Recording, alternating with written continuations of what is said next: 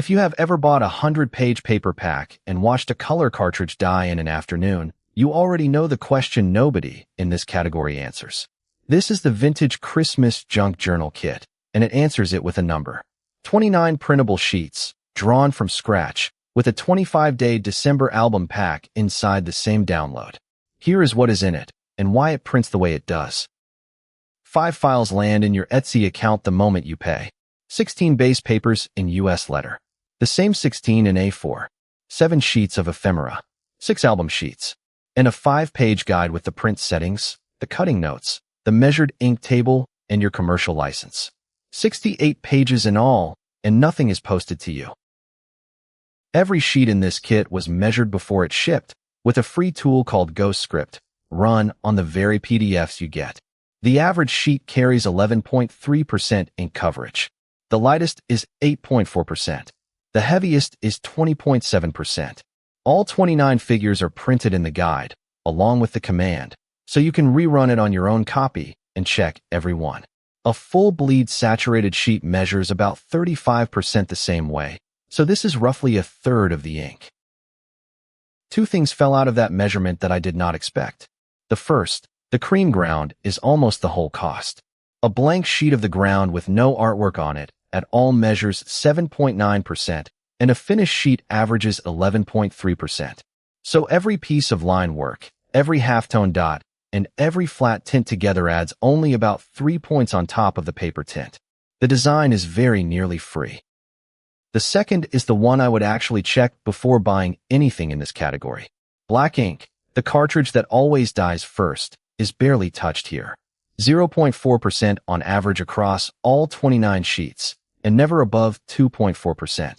That is what happens when nothing is a full bleed saturated wash. That is possible because of how it is drawn. Line work, coarse halftone dots and flat tint on a cream ground, with a 1/4-inch unprinted margin on all 4 sides of every sheet. And here is the part one like. That is also exactly how Christmas ephemera was actually printed between about 1900 and 1950, because that is what the presses did. The period-correct design and the cheap-to-print design turned out to be the same design. Nothing here is a compromise.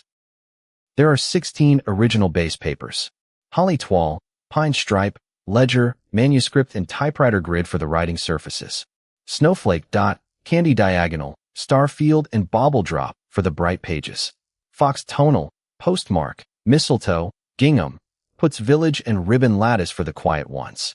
And a deliberately misregistered 2-color plate, because real vintage printing missed the register and pretending otherwise never looks right. Fold them into signatures, and that is your journal block. The ledger and the manuscript take handwriting well. The toile and the puts village carry a spread on their own, and the postmark and fox tonal papers give you somewhere to layer a tag without it getting lost. 7 sheets of ephemera go in the gutters. Tags in 2 sizes. Journaling cards at 4x6 and 3x4 to fit a standard pocket page, tickets with a tear-off stub, apothecary labels, round labels, pennants, 2x2 fillers and quote strips with original wording. Straight side cuts on nearly all of it. Only the round labels genuinely need scissors. Here are 2 of those sheets up close. Every cut element prints inside 4 corner ticks, and the cut line is the stated size. Line a ruler up on the ticks, cut straight through, and a whole sheet takes about a minute on a trimmer. And then there is a second product inside the same file. The 25-day Christmas album pack, a 6x8 cover that fits a standard ring album, all 25 numbered day tiles plus blanks, 2 dividers, and photo mats. 1 numbered tile a day through December, a photo opposite it, and the dividers break up the month. The day tiles print at 1.8 inches square, days 1 to 12 on one sheet, and 13 to 25 on the next, with spare blanks on both. The photo mats are 6x4, and the window cut is optional because the frame prints either way. About sizes, because this is where printables usually go wrong. A 6x8 album cover trims to 6x8. A 3x4 journaling card trims to 3x4. A 1.8-inch day tile trims to 1.8.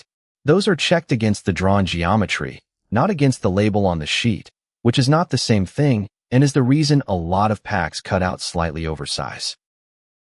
Letter and A4 are laid out separately, and the A4 file is not the letter file shrunk to fit. A4 buyers get the same piece count at the same true size. Print at 100% or actual size, borderless off, and use the file that matches your paper. Every mark in this kit was drawn from scratch as original vector artwork. No scanned ephemera, no AI-generated imagery, no third-party stock. That matters beyond taste.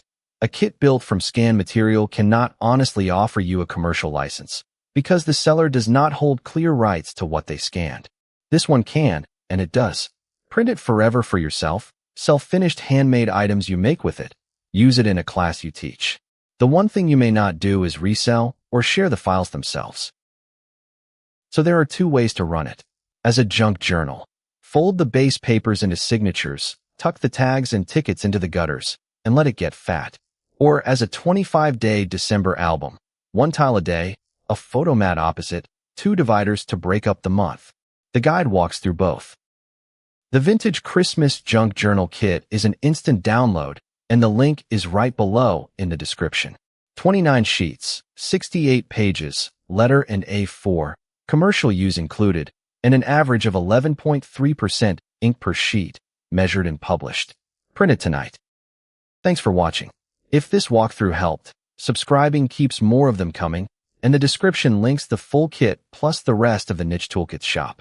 Merry Christmas and happy journaling!